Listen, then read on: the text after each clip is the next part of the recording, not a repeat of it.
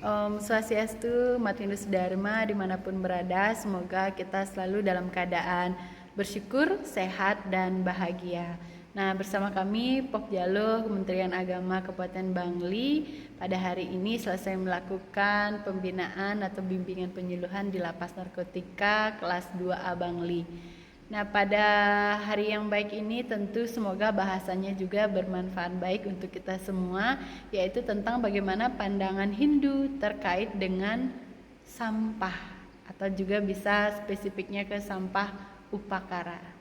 Bagaimana menurut Ibu dan Bapak? Pak Mangku, Bu Wira? Swastiastu.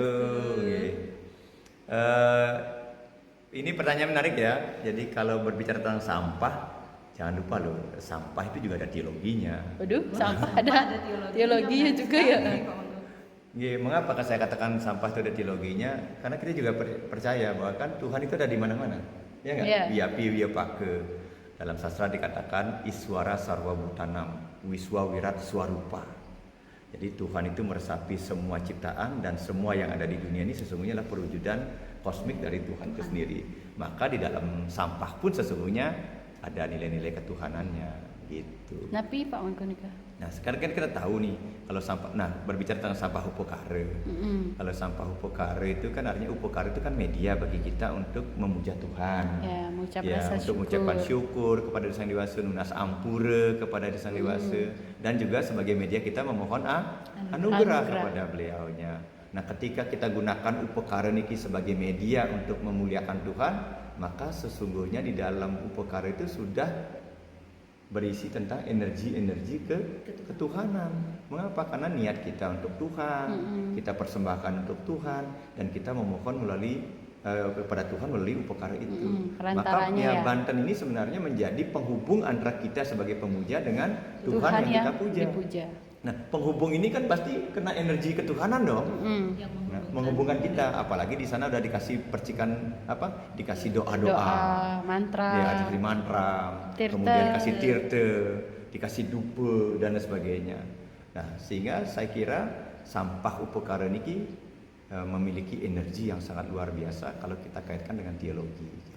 Artinya di sampah upakara itu ada Tuhannya. Ada Tuhannya. Itu jadi aja. Jangan dibuang sembarangan, justru harus dimanfaatkan untuk menambah kelestarian lingkungan Pak Mangku.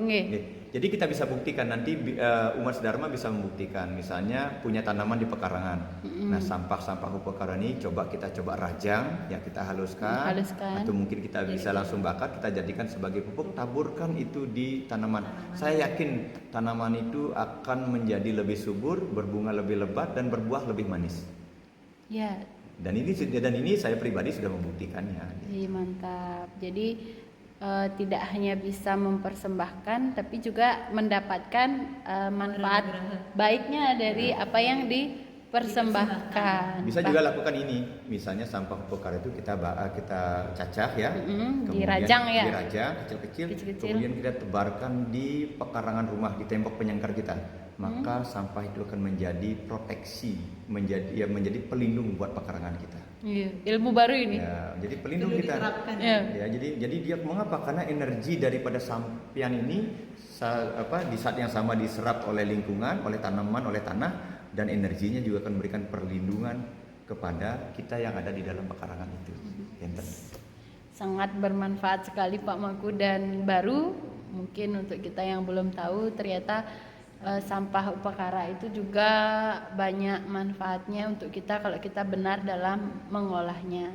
Demikian yang bisa kami sampaikan, semoga ada manfaatnya. Kami akhiri dengan Paramasanti. Om Santi Santi Santi Om.